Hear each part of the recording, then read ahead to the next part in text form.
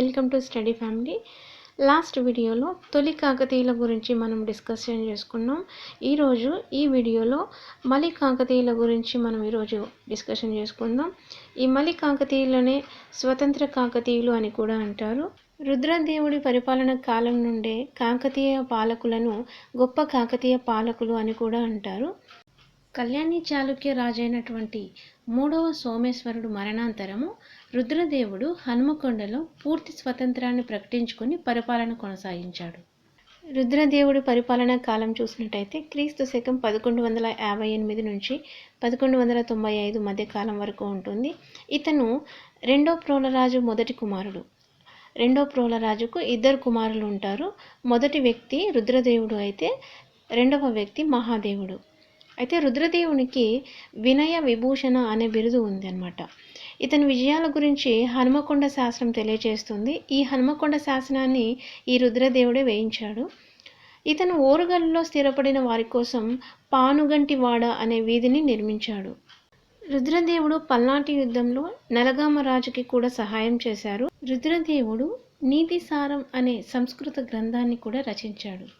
నీతిసారం అనే సంస్కృత గ్రంథాన్ని రుద్రదేవుడు రచించాడు. అట్లాగే రుద్రదేవుడికి దొడ్డ భీమ శిరచ్ఛేదక అనే బిరుదు కూడా ఉంది. దొడ్డ భీమ శిరచ్ఛేదక అనే బిరుదు రుద్రదేవుడికి ఉంది. ఈ బిరుదు ఎందుకు వచ్చింది అంటే అరణికోట రాజు అయినటువంటి దొడ్డ భీముడిని చంపి ఈ యొక్క బిరుదుని పొందాడనమాట. రుద్రదేవుడు హన్మకొండలో రుద్రేశ్వరాలయం నిర్మించాడు.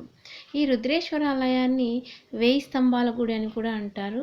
దీనినే త్రికూటేశ్వరాలయం అని కూడా అంటారు.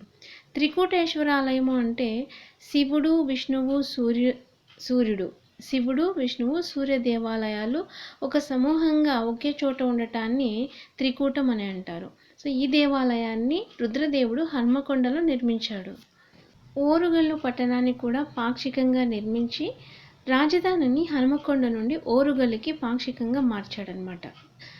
అంటే ఓరుగల్ అనే పట్టణాన్ని కొంతవరకు నిర్మించి హనుమకొండ నుండి రాజధానిని ఓరుగల్లుకి రాజధానిని ఈ రుద్రదేవుడు మార్చాడనమాట.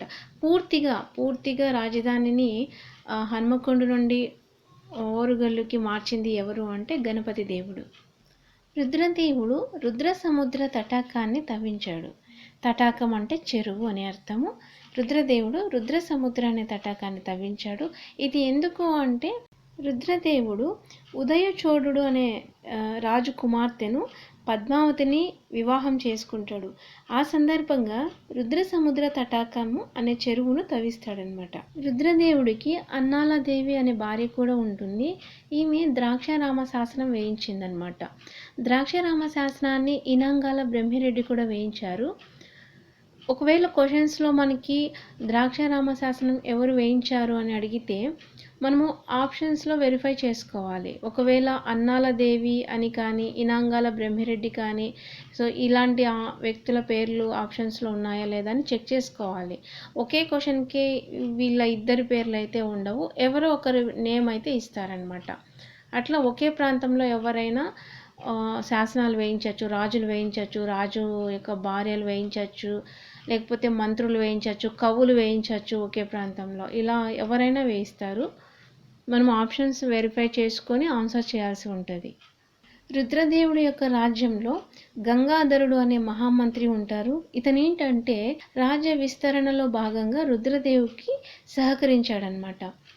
అట్లాగే రుద్రదేవుడి యొక్క సేనాని ఉంటారు. అతని పేరు ఏంటంటే రుద్రదేవుడి యొక్క సేనాని కోట సేనాని. ఇతనికి కోట గెల్వాట అనే బిరుదు కూడా ఈ కోట సేనానికి ఉందన్నమాట. రుద్రదేవుడి యొక్క శైవ మత గురువు మల్లికార్జున అనే పండితుడు. రుద్రదేవుడి యొక్క శైవ మత గురువు ఎవరు అంటే మల్లికార్జున. రుద్రదేవుడు యాదవరాజు అయినటువంటి జైతూగి చేతిలో హతుడయ్యాడనమాట. ఈ జైతూగిని జైత్రపాలుడు అని అంటారు. నెక్స్ట్ మహాదేవుని యొక్క పరిపాలనా కాలం క్రీస్తు శకం 1195 నుంచి క్రీస్తు శకం 1199 మధ్య కాలంలో మహాదేవుని యొక్క పరిపాలన కాలం ఉంటుంది. రుద్రదేవునికి పిల్లలు లేని కారణంగా రుద్రదేవుని యొక్క తమ్ముడైనటువంటి మహాదేవుడు పరిపాలనలోకి వస్తాడు. మహాదేవుని గురించి కండవల్లి తామ్ర దానపత్రం అనే శాసనం తెలియజేస్తుంది. ఇది ప్రతాపరుద్రుడి యొక్క శాసనం అన్నమాట. ప్రతాపరుద్రుడు వేయించినటువంటి శాసనము కండవల్లి తామ్ర దానపత్ర శాసనం. మహాదేవుని యొక్క శైవమత గురువు ధృవేశ్వర పండితుడు. మహాదేవుని యొక్క సైన్యాధిపతి రేచర్ల రుద్రుడు. మహాదేవుడు జైతుకి చేతిలో హతుడవుతాడనమాట. మనము ఇందాక చెప్పుకున్నట్టు కూడా రుద్రదేవుడు కూడా జైతుకి చేతిలో హతుడయ్యాడు. అట్లాగే ఆ జైతుగి మరొకసారి కూడా ఈ మహాదేవుని యొక్క పరిపాలనా కాలంలో కాకతీయ రాజ్యాన్ని దాడి చేస్తాడనమాట. యాదవ రాజు అయినటువంటి జైతుగి మహాదేవుని పరిపాలనా కాలంలో కూడా కాకతీయ రాజ్యంపై దాడి చేస్తాడు. అప్పుడు మహాదేవుని చంపేస్తాడు.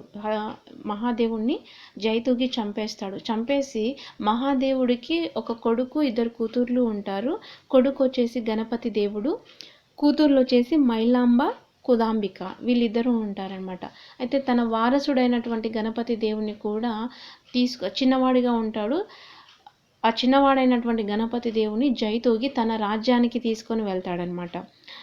దేవగిరి అనే రాజ్యానికి జైతుగి గణపతి దేవుని తీసుకొని వెళ్తాడు. అప్పుడు రాజ్యం భారం మొత్తం ఈ సైన్యాధిపతి అయినటువంటి రేచర్ల రుద్రుని మీద కాకతీయ రాజ్య భారం పడుతుంది. అంటే శత్రువుల దాడి నుండి కానీ కాకతీయ రాజ్యాన్ని కాపాడుతూ వస్తూ ఉంటాడు ఈ రేచర్ల రుద్రుడు. అందుకుగాను ఈ రేచర్ల రుద్రుడికి కాకతీయ రాజ్యభార ధౌరేయ అనే బిరుదు కూడా ఈ రేచర్ల రుద్రుడికి ఉంటుందన్నమాట. కాకతీయ రాజ్యభార ధౌరేయ అనే బిరుదు రేచర్ల రుద్రుడికి ఉంటుంది. నెక్స్ట్ గణపతి దేవుడు. ఈ గణపతి దేవుణ్ణి జైతుగి తన రాజ్యానికి తీసుకెళ్ళాడు కదా. అక్కడ జైతుగి కుమారుడైనటువంటి సింగన, ఈ సింగనకి గణపతి దేవునికి మధ్య మంచి స్నేహం, ఇద్దరికి ఫ్రెండ్షిప్ ఏర్పడుతుంది. కాలక్రమంలో ఈ గణపతి దేవుణ్ణి సింగన విడిపించి తన రాజ్యం తనకి అప్పగించేటట్టు తోడ్పడతాడనమాట. గణపతి దేవుని యొక్క పరిపాలన కాలం చూసినట్టయితే క్రీస్తు శకం 1199 నుంచి క్రీస్తు శకం 1262 సంవత్సరాల మధ్య కాలంలో గణపతి దేవుని యొక్క పరిపాలన కాలం ఉంటుంది. ఇతను మహాదేవుని యొక్క కుమారుడు. గణపతి దేవుని యొక్క బిరుదులు చూసినట్టయితే ఆంధ్రదీశుడు, సకల దేశ ప్రతిష్టాపనాచార్య, పృథ్వీశ్వర, చోడకటక చూరకార, రాయ గజకేసరి, క్రీడా వినోద. ఆంధ్రదీశుడు, సకల దేశ ప్రతిష్టానాచార్య, పృథ్వీశ్వర, చోడకటక చూరకార, రాయ గజకేసరి, క్రీడా వినోద. గణపతి దేవుడు మొత్తం 63 సంవత్సరాల పరిపాలన చేశాడు. అంటే ఎక్కువ కాలం, కాకతీయ రాజులలో ఎక్కువ కాలం పరిపాలన చేసింది కూడా ఈ గణపతి దేవుడే. గణపతి దేవుడు వేయించినటువంటి శాసనాలు దుగ్గిరాల శాసనం, మోటుపల్లి శాసనం, మోటుపల్లి అభయ శాసనం. గణపతి దేవుని యొక్క సేనాని రేచర్ల రుద్రుడు. మనం ఇందాక చెప్పుకున్నట్టు మహాదేవుని యొక్క సేనాని కూడా రేచర్ల రుద్రుడు. ఈ రేచర్ల రుద్రుడుకు కాకతీయ రాజభారాన్ని కాపాడినందుకు గాను ఇందాక చెప్పుకున్నట్టు కాకతీ రాజభారదేయ అనే బిరుదు రేచర్ల రుద్రుడు పొందుకున్నాడనమాట. గణపతి దేవుని యొక్క విజయాల గురించి కొండపర్తి శాస్త్రం తెలియజేస్తుంది. గణపతి దేవుడు కాలంలో జరిగినటువంటి దండయాత్రలు నెల్లూరు ప్రాంతం, తీరాంధ్ర ప్రాంతం, కళింగ ప్రాంతం. నెల్లూరు ప్రాంతంలో ఏంటంటే నెల్లూరులో ఉన్నటువంటి రాజు 1వ మన్మసిద్ధి అనమాట. ఇతని మరణాంతరము ఇతని కుమారుడైనటువంటి తిక్కసిద్ధి ఉంటారు. ఈ తిక్కసిద్ధి నెల్లూరు రాజు కావడానికి గణపతి దేవుడు సహాయం చేస్తాడనమాట. అందుకుగాను ఈ తిక్కసిద్ధి గణపతి దేవునికి పాకనాటిని అనే గ్రామాన్ని బహుమానంగా ఇస్తాడనమాట. ఈ పాకనాటిని పరిపాలించడానికి గంగయ్య సాహినిని ఈ గణపతి దేవుడు పంపిస్తాడు. తిక్కసిద్ధి చనిపోయిన తర్వాత విజయగొండ గోపాలుడు పశ్చిమ చాళుక్యుల సహాయంతో నెల్లూరు రాజు అవుతాడు. అయితే తిక్కసిద్ధి కుమారుడు 2వ మన్మసిద్ధి గణపతి దేవుని యొక్క సహాయాన్ని కోరుతాడు. 2వ మన్మసిద్ధి ఆస్థాన కవి అయినటువంటి తిక్కన సోమయాజి తన రాజు అయినటువంటి 2వ మన్మసిద్ధి తరపున గణపతి దేవుని సహాయం కోరుతాడనమాట. దాంతో గణపతి దేవుడు సామంత భోజుడిని పంపించి సహాయం చేస్తాడు. గణపతి దేవుని యొక్క సహాయముతో 2వ మన్మసిద్ధి నెల్లూరు రాజు అవుతాడు. అందుకుగాను గణపతి దేవునికి బహుమానంగా మోటుపల్లి ఓడరేవును 2వ మన్మసిద్ధి గణపతి దేవునికి ఇస్తాడనమాట. ఈ మోటుపల్లి ఓడరేవును అంతర్జాతీయ ఓడరేవుగా అభివృద్ధిపరిచి విదేశీ వర్తకుల రక్షణ కొరకు అనేక నియమ నిబంధనలతో మోటుపల్లి అభయ శాసనాన్ని రూపొందిస్తాడు గణపతి దేవుడు. ఈ మోటుపల్లి అభయ శాసనాన్ని అమలుపరచడానికి సిద్ధయ్య దేవుణ్ణి కూడా ఏర్పాటు చేస్తాడు గణపతి దేవుడు. ఈ దండయాత్రల గురించి కూడా ఏం క్వశ్చన్స్ రావు, జస్ట్ అలా తెలుసుకోవడానికి మాత్రమే చెప్తున్నాను. నెక్స్ట్ క్రీస్తు శకము 1262 సంవత్సరంలో పాండ్యులతో జరిగినటువంటి యుద్ధంలో గణపతి దేవుడు ఓడిపోతాడనమాట. తన జీవితకాలంలో ఓడిపోయినటువంటి మొట్టమొదటి యుద్ధము ముత్తుకూరు యుద్ధము. ఈ యుద్ధంలోనే గణపతి దేవుడు ఓడిపోతాడు. గణపతి దేవుడు ఓరుగల్లులో స్వయంభూ ఆలయ నిర్మాణాన్ని పూర్తి చేస్తాడు. దీనిని ప్రారంభించినది 2వ ప్రోలరాజు. అయితే గణపతి దేవుడు స్వయంభూ ఆలయ నిర్మాణాన్ని పూర్తి చేస్తాడు. అంతేకాకుండా గణపతి దేవుడు చెరువులు కూడా తవ్విస్తాడు. ఆ చెరువులు ఏంటంటే రామప్ప చెరువు, పాకాల, లక్కవరం, ఈ చెరువుల్ని కూడా గణపతి దేవుడు తవ్విస్తాడు. నెక్స్ట్ గణపతి దేవుడు యొక్క సేనాని రేచర్ల రుద్రుడు అని చెప్పుకున్నాం కదా. ఈ రేచర్ల రుద్రుడు పాలంపేటలో రామప్ప గుడిని నిర్మించాడు. ఇది చాలా ఇంపార్టెంట్, చాలా ఎగ్జామ్స్లో కూడా అడిగారు. పాలంపేటలో రామప్ప గుడిని ఎవరు నిర్మించారు అంటే రేచర్ల రుద్రుడు. రామప్ప గుడి యొక్క ప్రత్యేకత ఏంటి అంటే ఒకే శిలతో చెక్కబడి ఉంటుంది ఈ రామప్ప గుడి మొత్తం. నెక్స్ట్ రుద్రమదేవి.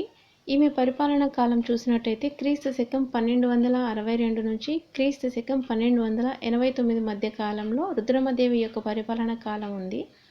ఈమె గణపతి దేవుని యొక్క కుమార్తె. రుద్రమదేవి యొక్క బిరుదులు రుద్ర మహారాజు, రాయ గజకేసరి.